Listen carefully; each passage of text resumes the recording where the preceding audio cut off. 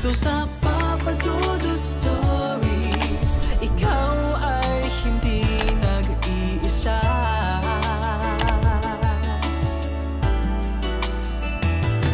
Dito sa Papa Dudut Stories, may nagmamahal sa'yo. Papa Dudut Stories. Papa Dudut Stories. Sa lahat po ng mga nakatutok ngayon, huwag pong kalimutan mag-like, mag-share at mag-subscribe. Maraming salamat po sa inyong lahat.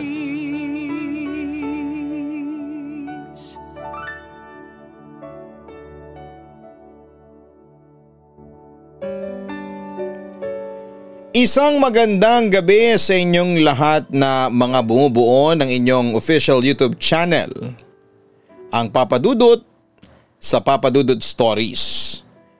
Tandang-tanda ko pa kung ano ang unang kwentong napakinggan ko noong last year. Yung tungkol doon sa letter sender ninyong babae na nakisama sa dalawang lalaki sa iisang bubong. Naintriga kasi ako at simula noon ay nakikinig na ako sa inyong channel at hindi rin po ako nag-i-skip ng mga ads para masuportahan kayo sa inyong ginagawa. Ako ang isang tao na hindi naniniwala sa mga kasabihan ng mga matatanda tulad ng malas daw ang may buhay na nunal sa balikat dahil magiging pasangkrus daw ang buhay. Hindi rin ako naniniwala na malas din daw kapag may buhay na nunal ka daw malapit sa tinutuluan ng luha. Marami mga kasabihang matatanda noon ang pinagtatawanan ko lang kasi napaka-absurd kung paniniwalaan mo.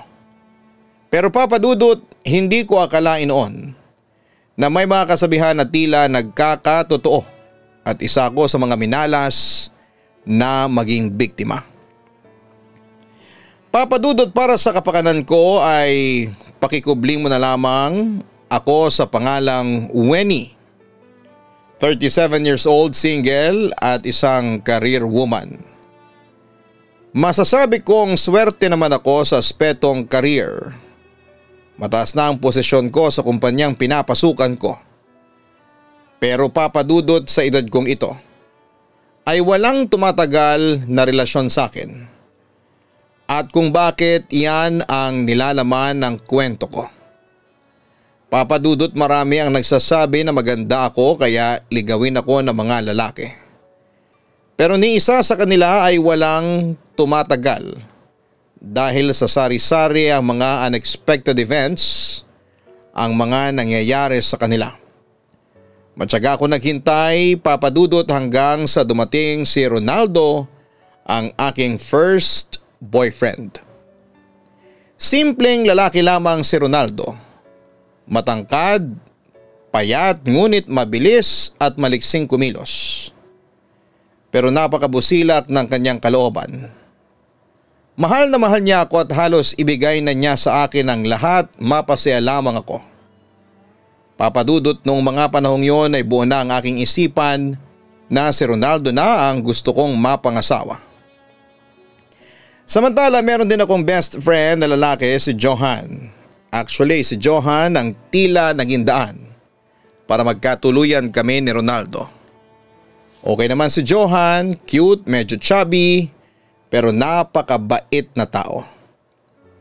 Kaya ako siya naging best friend dahil nagpakita talaga siya ng concern sa akin. At todo ang suporta niya sa lahat ng desisyong ginagawa ko.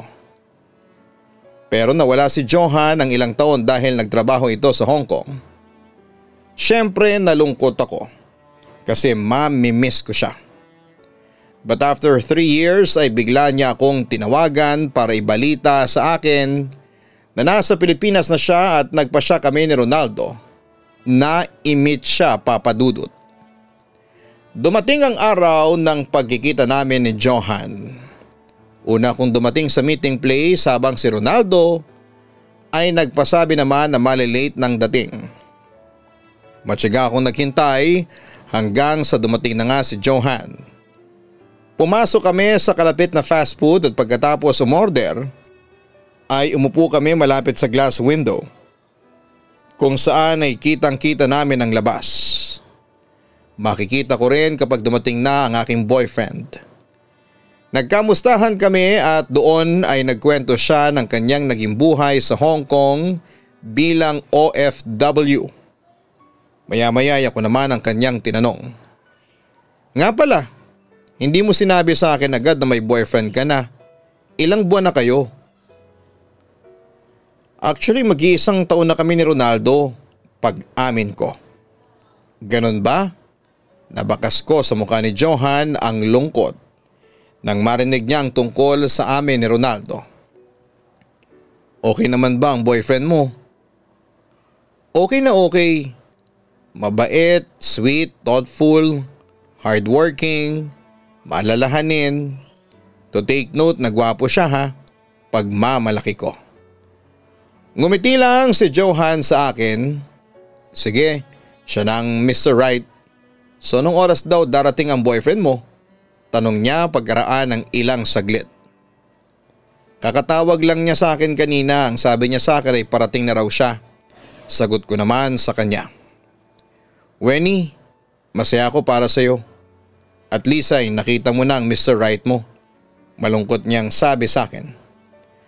Ako naman ang nagtanong sa kanya para basagin ang kalungkutan sa kanyang mukha. Ikaw Johan, I'm sure loveless ka pa rin, tama ba? Panunukso ko sa aking best friend. Tumango lamang si Johan bilang tugon. Ilang taong ka na ngayon tapos kahit isang babae wala kang natipuhan? Masyado ka bang choosy or alam mo na, gay ka? Umamin ka na Johan. Bakla ka no? Biro ko pa sa kanya. Agad namang tumanggi si Johan. Anong pinagsasabi mo dyan? Hindi ako bakla ha? Tumawa ako ng malakas. Sus, deny ka pa dyan. Ano ba kasi ang dahilan bakit hanggang ngayon hindi ka pa nagkakasyota? Tanong ko sa kanya. Personal choice ko lang. At saka alam mo na, hindi ko pa nahahanap ang Miss Right ko. Baka sa kakahanap mo ng Miss Right tumandang binata ka. Biro ko pa sa kanya. Tapos ay nagtawanan kaming dalawa, Papa Dudut.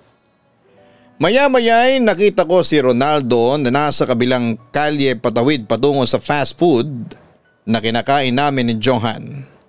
Natuwa ako at tinuro ko kay Johan ang boyfriend ko. Pero isang hindi inaasahang pangyayari ang naganap, Papa Dudut. Nabangga si Ronaldo ng rumaragasang jeep. Kitang-kita ko kung paano tumilapon ng boyfriend ko sa kalsada.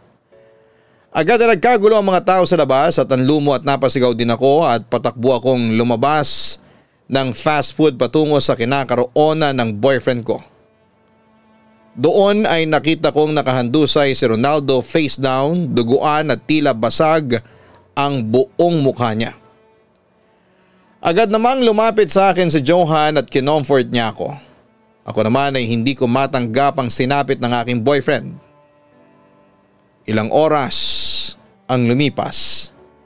Dineklarang dead on arrival si Ronaldo, Papa Dudut. Sobra po akong nasaktan sa pagkawala ni Ronaldo. At the time ay mahal na mahal ko siya. At mahal din niya ako. Sabi nga ng mga kaibigan ko, Ronaldo is a perfect guy for me. Pero sa kasawiang palad ay agad siyang nawala sa akin. Nangihinayang ako kasi almost 1 year lang kaming naging magkasama. Papa Dudut, matagal-tagal din bago ako nakamove on. 2 buwan ang lumipas at nakilala ko naman si Terence, ang bagong office mate ko noon. Ewan ko ba pero agad kaming nagkaroon ng instant rapport. Una ay naging magkaibigan kami hanggang sa 3 buwan ang lumipas ay nanligaw siya sa akin. Dahil naman sa mga efforts niya sa panliligaw sa akin, ay agad niyang nahuli ang puso ko, Papa Dudut. Agad kong pinakilala si Terence sa mga magulang ko bilang bagong boyfriend. As expected dahil sa karisma ng boyfriend ko, kaya nagustuhan siya ng mga magulang at kapatid ko. Pinakilala ko rin si Terence kay Johan at madaling nagkasundo ang dalawa. Papa Dudut, tulad ni Ronaldo ay minahal ako ni Terence ng tunay. Katunayan, mas sinigitan pa niya ang pagmamahal na ibinigay sa akin ng yumao kong boyfriend. Naging masaya ako sa piling niya at hinangad na sana siya na ang mapangasawa ko sa huli. Samantala, isang araw ay nagpasya kaming mamasyal noon sa isang amusement park para mag-celebrate ng aming monthsary. Naging maganda naman ang takbo ng araw namin kaya nag-enjoy kami ng gusto. Gabi na noong nagpasya kaming umuwi. Dito na tayo maghintay sa jeep, sabi ko sa kanya habang nakaakbay sa akin ang boyfriend ko. Dito ba talaga ang hintay ng mga PUV? Ang dilim kasi. You know, maraming mga kawatan ang nagkalat sa mga madidilim na lugar tulad ng kinakatayuan natin. Pag-aalala ni Terence. Kung sakali namang may mga kawatan sa paligid handa naman kitang ipagtanggol. Martial arts expert yata ang kasama mo. Pagmamalaki pa nito. Napangiti lamang ako pagkatapos ay isang mainit na yakap ang ibinigay niya sa akin. Alam mo, Wenny, ikaw ang pinakamagandang regalong ibinigay sa akin ng Panginoon. Maraming salamat kasi dumating ka sa buhay ko at minahal mo ko. Hindi kita makakalimutan. Wika pa ni Terence. Medyo nakaramdam ako ng kaunting kaba na hindi ko may paliwanag, Papa Dudut. Mamayang kaunti isang lalaking nakabonet ang lumapit sa amin. Tinutukan kami ng baril. Nagulat kami pero nagbanta sa amin ang holdupper na kung mag-iingay kami ay papatayin niya kaming dalawa. Pero hindi sumunod si Terence sa gusto ng holdupper at nagbuno pa silang dalawa. Hanggang sa nadinig ko ang alingaw-ngaw ng putok ng baril. Nag-hysterical ako pagkakita sa duguan at nakahandusay na katawan ni Terence habang tumakbo naman palayo ang holdupper. Agad naman ako nakatawag ng tulong at dinala si Terence sa ospital pero binawian din ito ng buhay pagkaraan ng isang oras. Samantala habang nagdadalamhati sa pagkamatay ng boyfriend ko ay dumating naman si Johan para i-comfort ako. Wenny, please wag ka nang umiyak. Pero nagpatuloy lamang ako sa pagdadalamhati. Johan, mahal na mahal ko si Terence. Hindi ko siya kayang mawala sa akin. Diyos ko, bakit mo siya binawi sa akin? Niyakap ako ng mahigpit ni Johan sabay sabing, tumahan ka na, Wenny. Huwag kang mag-alala. Tutulungan kitang makalimot. Hindi kita iiwanan. Ako ang magiging sandigan mo. Papa Dudut, muli ay binawi sa akin ng tadhana si Terence. I was so devastated kasi mahal na mahal ko noon si Terence kaya napakasakit sa akin ang biglaang pagkamatay niya. Inabot ng 6 na buwan bago ko tuluyang naramdaman ang pag-move on. Samantala, sinwerte naman ako sa trabaho at na-promote ako noon bilang manager. At that time ay hindi ako makapaniwala kasi at the age of 25 ay mapopromote ako sa mataas na posisyon na yon. Almost a year ang lumipas ay nakapundar ako ng bahay. Noon ay nakilala ko naman si Erwin, ang naging foreman ng ipinapatayo kong bahay. Papa Dudut, mabait si Erwin. Bagamat undergrad ng high school siya, ay kinakitaan ko siya ng pag-asenso dahil na rin sa hardworking siya. Dahil sa mga katangiang yon ni Erwin ay nahulog ako sa kanya. Habang tinatapos yung bahay ay nanligaw siya sa akin. Then after matapos ang bahay ay doon ko na siya sinagot. Papa Dudut, sobra ang katuwaan ko noon dahil malakas ang kumpiyansa ko noon na si Erwin na ang perfect guy for me. At hindi naman ako nagkamali dahil ipinakita at pinaramdam sa akin ni Erwin na talagang mahal niya ako. Kaya sabi ko sa sarili ko na siya na ang gusto kong mapangasawa. Ngunit isang gabi isang pangyayari ang hindi ko inaasahan na magaganap. Dumalaw si Johan noon sa bahay namin at inaya siya ng mga magulang ko na doon na maghapunan. Nagpaunlak naman si Johan at masaya kaming kumain.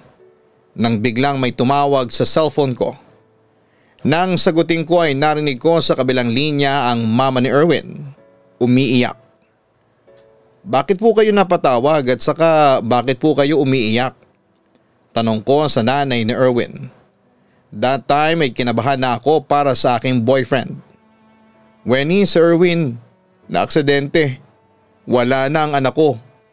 Pag-amin ng nanay ng boyfriend ko. Pagkatapos ay narinig kong muling humaguluhol ang matanda. Nanginig ang buong katawan ko. Nanlumo sa aking narinig. Sa isang iglap, ang masayang hapunan ay napalitan ng pighati. Ano po nangyari sa kanya? Bakit po siya na-aksidente? Halos hysterical na tanong ko. Pagkatapos ay napahagulhol na ako. Lumapit naman sa akin sina Johan at ang mga magulang at kapatid ko. Nahulog siya sa building na pinagtatrabahuhan niya. Dead on arrival siya sa ospital. Sagot ng nanay ni Erwin. Kung gusto mong pumunta rito, ite-text ko sa iyo ang address ng chapel ng pagbuburulan ng anak ko. Sige po, pupunta po ako dyan. I-text niyo po sa akin ang address at pupunta po ako kaagad dyan. Hintayin niyo po ako. Huli kong nasabi sa matanda dahil hindi ko na kaya pang magsalita dahil sa sobrang pighating nararamdaman ko.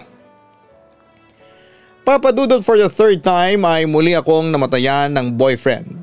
Sobrang devastated naman ako dahil sa nangyari. Iyak ako ng iyak noon at umaasa ako noon na panaginip lamang ang lahat. Pero wala na talaga si Erwin. Ang masakla pa ay sa kanya ko ibinigay ang sarili ko. Buong akala ko noon kasi na siya na talaga ang nakatakda para sa akin. Pero mali ako.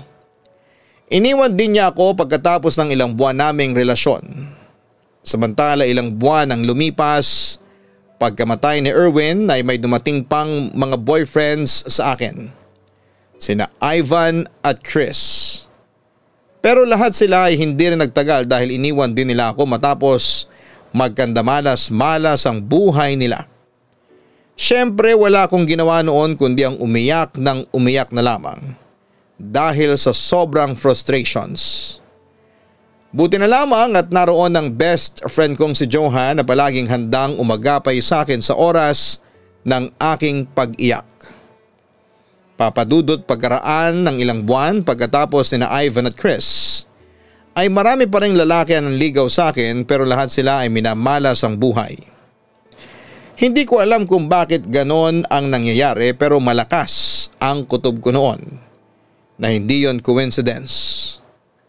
Samantala nagkaroon ako noon ng panibagong boyfriend, si Jaime. Boss ko at mataas ang katungkulan sa pinapasukan kong kumpanya. Although almost 20 years ang tanda niya sa akin ay hindi ko yon alintana. Kasi nga ay napaibig niya ako. At that time ay mahal na mahal ko si Jaime at siya na ang pinapangarap ko noong mapangasawa. At hindi naman ako nagsisi dahil bigay todo siya sa pagmamahal sa akin.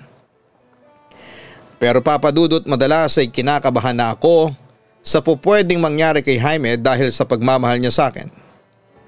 Naging paranoid ako. Palagi kong inaalam ang kanyang kinakaroonan. Palagi ko rin siyang inaalalahanang mag-ingat lalo na't marami na akong boyfriend na nagbuwis ng buhay nang dahil sa pagmamahal nila sa akin. Pero so far naman ay wala namang nangyari kay Jaime at tumagal ng 7 months ang relasyon namin. Hindi naman siya minalas kaya nasabi ko sa aking sarili na baka siya na ang nakatakdang lalaki para sa akin. Samantala isang gabi ay naghahanda ako sa 8 months na rin namin ni Jaime. Ayon sa nabalitaan ko ay magpo-propose na sa akin ng kasal ang boyfriend ko. Kaya naman sobrang excited ako noong gabing yon. Bumili pa ako ng magandang damit at pinakiusapan ko pa ang aking kapatid na si SP na makeup artist na pagandahin ako sa special occasion na yon.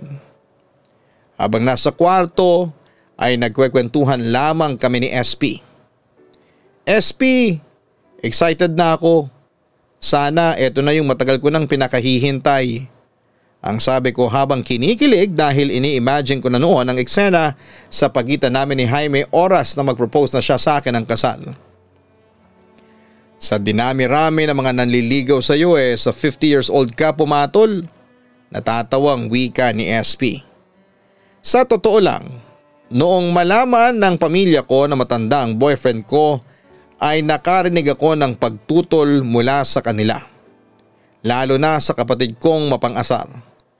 Pero eventually dahil sa mabait naman si Jaime at charismatic, kaya agad niyang nahuli ang loob ng mga magulang ko. Kahit din si SP, botong-boto siya kay Jaime.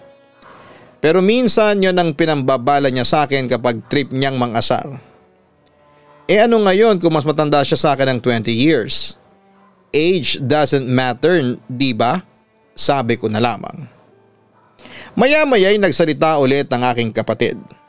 Sana lang at tumagal kayong dalawa ni Jaime. Uy, ano ka ba SP? Nakakakilabot naman yung sinabi mo. Saway ko sa kanya. Totoo, kinabahan ako noong sabihin yon ng kapatid ko. Ate, hindi ka ba natatakot na baka tulad ng mga naging jowa mo mawala rin si Jaime? Hindi ko na hinayaang tapusin pa ni SP ang kanyang sinasabi dahil agad na akong nagsalita, Papa Dudut. Huwag kang ngang magsalita ng ganyan. Kasi ate, sa totoo lang nawiwirduhan na ako sa sitwasyon mo. Lahat ng mga naging jowa mo nadideds. Seryosong wika pa ni SP. Nagkataon lang yun. Sabi ko pampalakas ng loob. Maya-maya may sinabi si SP na nawirduhan ako. Ate, meron akong gustong makita sa iyo kung okay lang. Nagtaka ako sa sinabi ng kapatid ko. Bakit? Na bang gusto mong makita sa akin?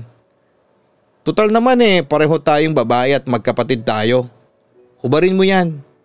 May titignan lang ako. Hubarin mo yung panty mo, ang sabi pa ni SP. Nung una ay tumutol ako sa gusto ng kapatid ko.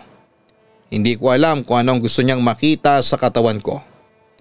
Pero dahil sa insisting si SP ay napapayag na rin ako para matapos na. Oh my God! Sabi ko na nga ba? Naibulalas pa ni SP. Lalo akong nagtaka sa pagkagulat ng kapatid ko. O bakit? Anong problema ha? Nag-aahit ka ba ate? Diretsahang tanong niya sa akin.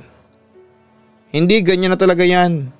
Hindi ako masyadong tinutubuan ng buhok sa maselang parte ng katawan ko pag amin ko.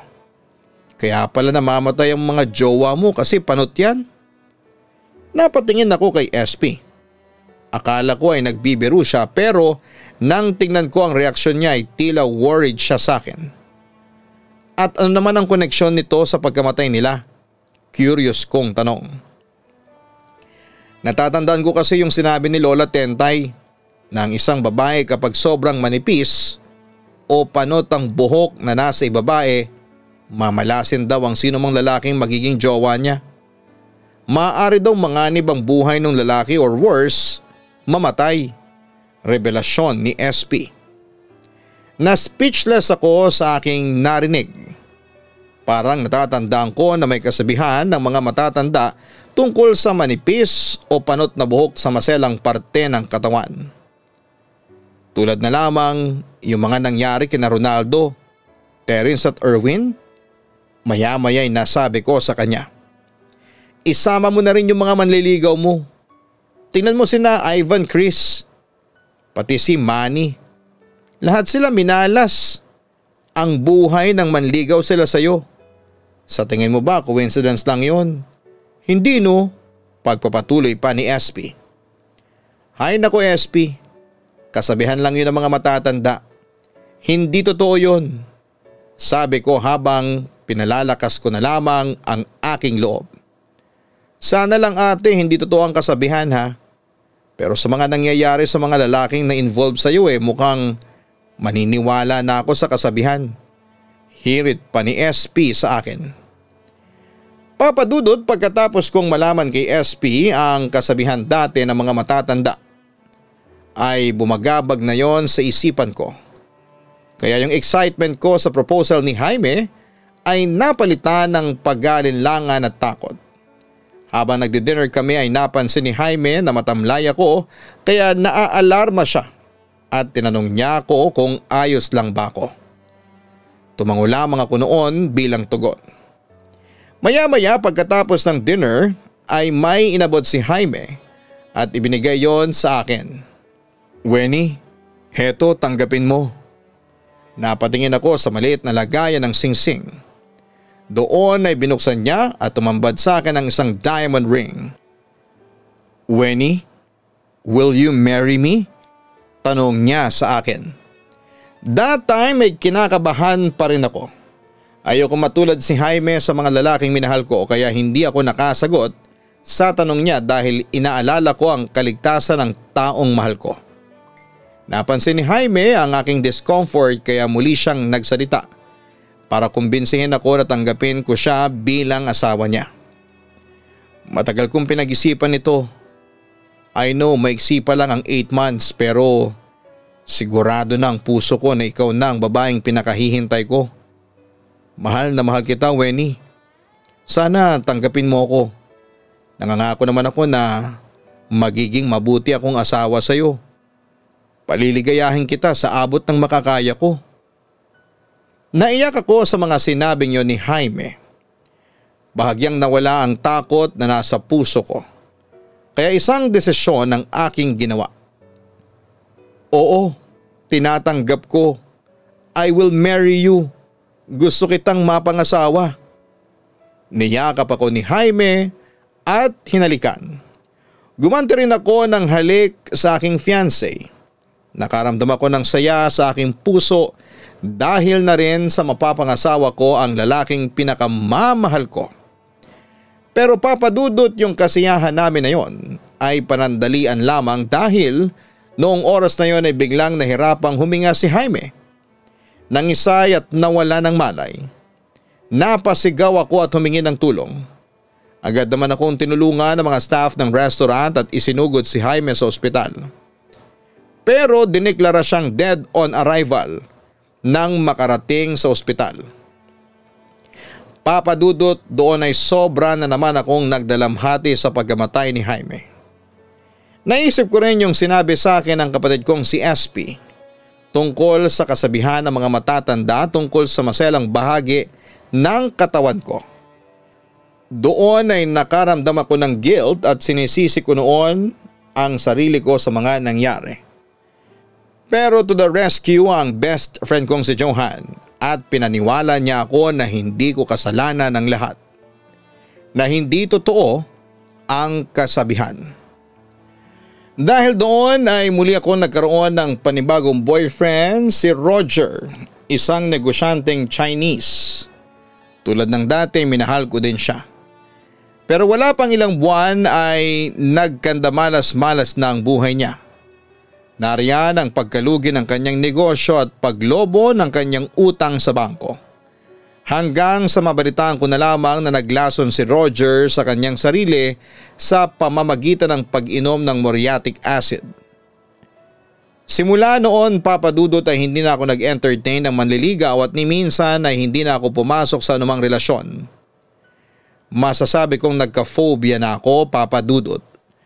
Ayaw kong may magbuwis pa ng buhay.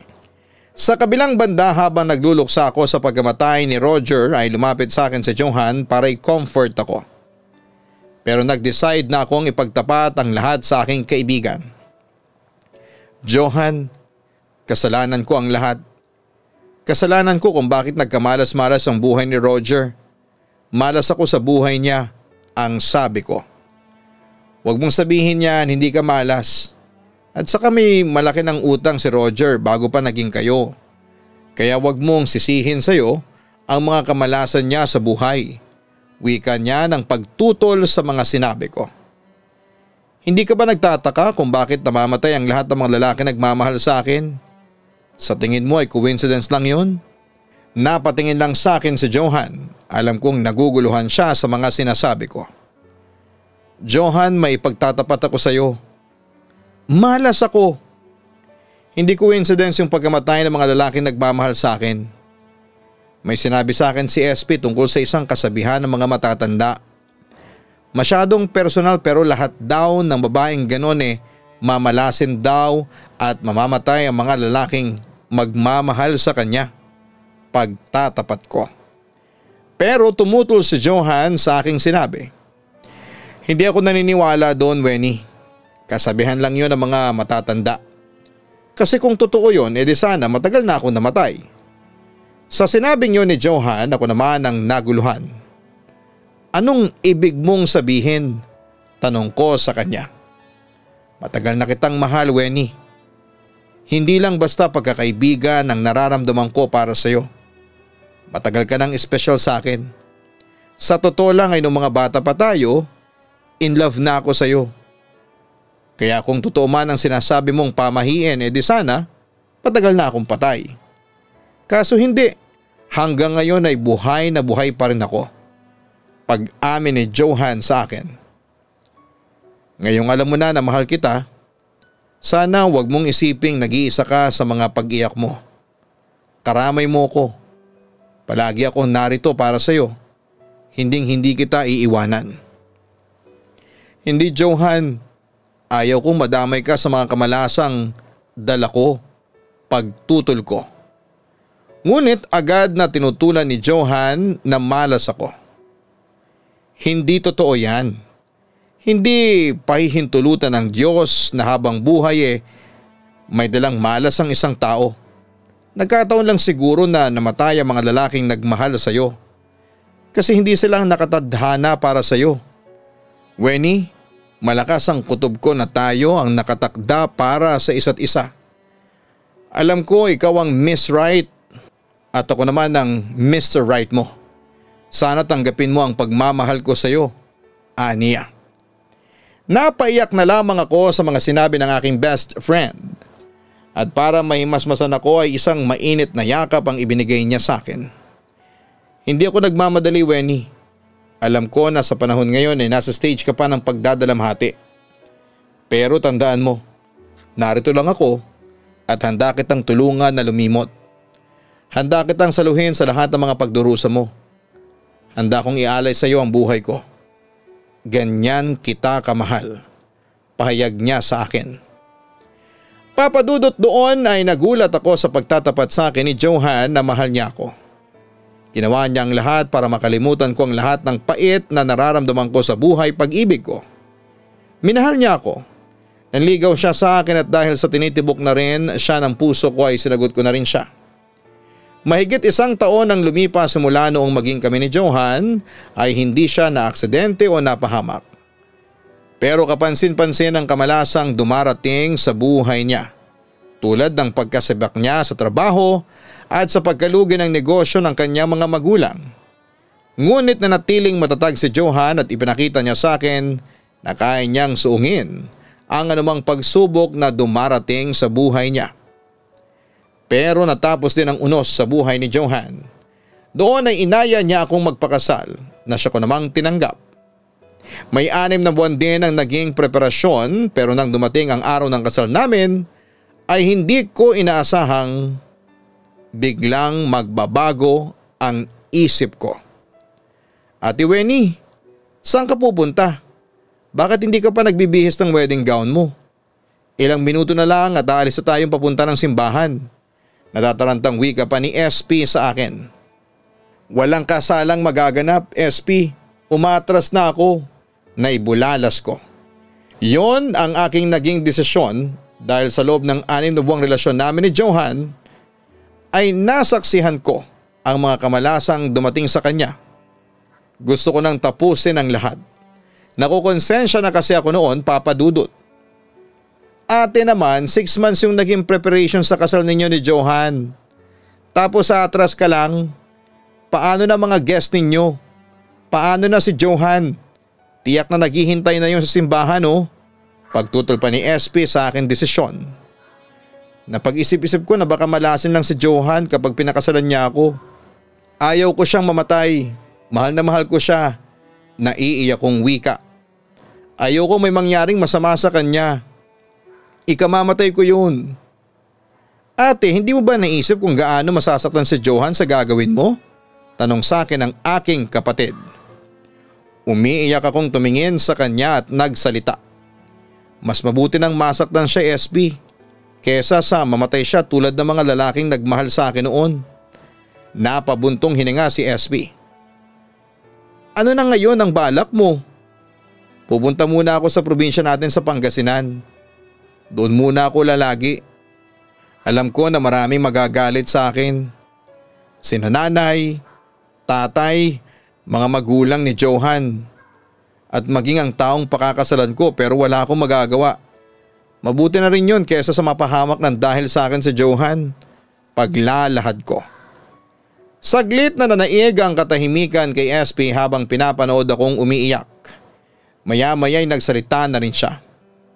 Ate, mag-isip kang mabuti ha, bago ka gumawa ng desisyon. Buo na ang desisyon ko, SP. Ngayon ikaw na ang bahalang magsabi kina nanay at tatay. Aalis na ako. At yun na nga, umalis na ako papunta sa Pangasinan.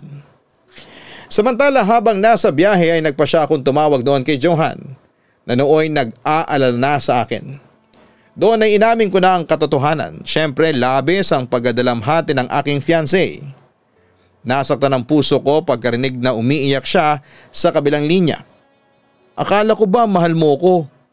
Tanong niya sa akin. I'm sorry pero ayaw lang kitang madamay sa mga kamalasang dala ko. Ayaw kong mamatay ka ng dahil lang sa akin. Naiiyak kong sabi.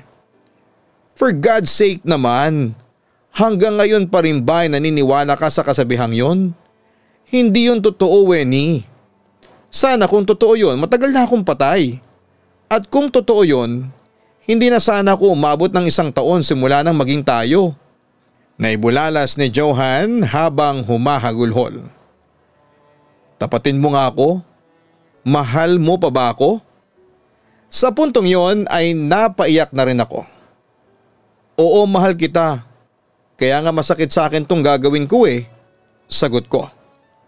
Kung ganun pala bakit mo ko sinasaktan ng ganito? Hindi mo ba alam kung gaano kasakit ang hindi siputin ng kanyang bride? Hindi mo ba alam kung gaano kasakit ang mapahiya sa mga tao dito? Hindi mo ba alam kung gaano kahapde sa puso ko itong ginagawa mo? Patuloy sa paggargal ang boses ni Johan dahil bagsak na ang kanyang kalooban. Pero wala akong ibang masabi sa kanya kundi sorry lang. Wenny, please, for the last time sasabihin ko ito sa iyo. Kung gusto mo pa akong makitang buhay, sumipot ka dito sa simbahan at pakasalan mo ko. Kung hindi ka sisipot ay magpapakamatay ako. Pagbabanta nito. Gusto mo ba akong maisama sa listahan ng mga lalaking nagmamahal sa iyo na namatay na? Sige, sabihin mo lang. Agad ako nagpanik sa aking narinig. Wala akong pakialam noon kahit na nagtitingin na sa akin ang ibang pasahero ng bus. Hindi mo magagawa yan, kilala kita. Ngunit nagmatigas si Johan sa akin. Wenny, handa akong mamatay para sa babaeng mahal ko. Pagkatapos noon ay pinutol na niya ang tawag. Papadudot na pag-isip-isip ko noon na baka madamay siya sa kamalasang dala ko kaya ko siya hiniwalayan. Ginawa ko yon alang-alang sa kapakanan ni Johan. Hindi ko kayang makitang minamala si Johan ng dahil lamang sa akin. Pero papadudot kahit nahiwalayan ko siya ay nakakapit na ang kamalasan sa taong nagmamahal sa akin. Nabaliw si Johan dahil sa pag-iwan ko sa kanya. Hanggang sa dumating ang araw na hindi na niya nakayanan at nagpakamatay siya sa pamamagitan ng pagtalon sa building. Papadudot sobra akong nagdalamhati noon dahil si Johan na minahal ko ng buong puso ay matutulad din pala sa mga lalaking minahal ko noon na minsang minalas at namatay. Papadudot simula noon ay sinumpa ko na sa sarili ko na kahit kailan ay hindi na ako muling iibig pa. Kaya heto ko ngayon magpapakatandang dalaga na lamang. At para hindi ako malungkot ay nag-ampo na lamang ako ng 2 bata na siya kong inaalagaan. Papadudot maraming salamat sa pagkakataong ito. Hindi ako maasang may ere ito pero kung sakaling mapili po ninyo ay thank you in advance. Muli magandang gabi sa inyong lahat. Lubos na gumagalang, Wenny. Nakakalungkot ang totoong istoryang binahagi sa atin ni Wenny. Maraming trahedya at kung ikaw ang nasa katauhan niya ay baka mabaliw ka lang dahil lahat ng lalaking minahal mo ay minamalas. Pero mga kaibigan, totoo ba ang malas? Normal lang sa atin na kapag may nangyayaring hindi maganda sa buhay natin ay ina-associate natin yon sa kamalasan. Nagkalat din ang mga kasabihan at pamahiin na kapag hindi mo sinunod ay mamalasin ka. Pero ay naman sa iba ay walang malas sa mundo. Sadyang maraming bagay lang talaga ang hindi para sa iyo. Totoo man ang malas o swerte ay huwag nating idepende sa mga ito ang buhay natin. Madalas kasi ay nasa tao lang yan kung paano niya titingnan ng isang bagay. At siguro kaya ka binibigyan ng pagsubok sa buhay ay may pagkukulang ka sa gawa o pagkukulang sa pananampalataya mo sa Panginoon. Walang malas kung mananalig ka lamang sa Kanya. Ang advice na ito ay para po sa lahat ng ating mga tagapakinig ha. Muli, nagpapasalamat kami sa kwentong ibinahagi sa atin ni Wenny at sana'y maging payapa na ang iyong kaisipan at tanggalin mo na sa iyong isipan ang salitang malas. Live your life to the fullest at huwag ka nang mag-alala. Dahil nandyan naman ang dalawa mong anak, mga magulang at kapatid at mga kaibigan mong handang magpasaya sa iyo. Ipagdarasal namin na sana'y maging maayos na ang lahat sa iyong buhay. Huwag kalimutan na mag-like, mag-share at mag-subscribe. Hanapin din po ang Kaistorya Horror para po sa mga araw-araw na upload namin ng mga nakakatakot na kwento. Yan po ay nasa Kaistorya Horror YouTube channel. Likewise, ang aming weekly posting po ng aming Gian Gianna Vlogs. Sana po ay makapag-subscribe na kayo sa aming personal vlogs ng aking mga kambal, sa amin ni Jem at ni Kite. Sana po ay mapanood nyo kami sa Gian Gianna Vlogs. Maraming salamat po sa aming mga subscribers. Kami po ay natutuwa sa dumadagdag na mga viewers ng aming Gian Gianna Vlogs. Salamat po sa inyo.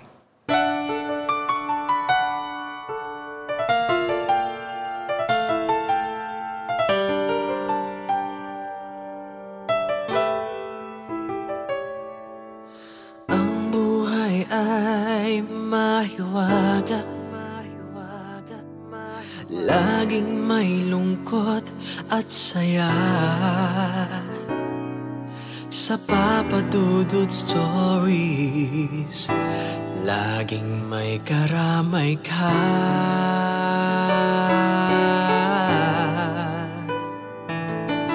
Mga problemang kay bigat, dito ay pakikinggan ka. Sa Papa Dudut Stories, kami ay iyong kasama. Dito sa Papa Dudut Stories, ikaw ay hindi nag-iisa.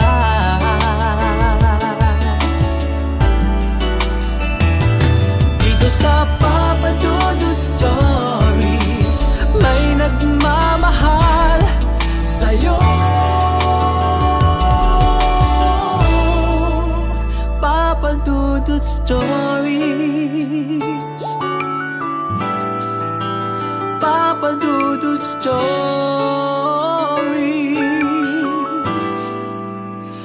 Papa Dudut Stories.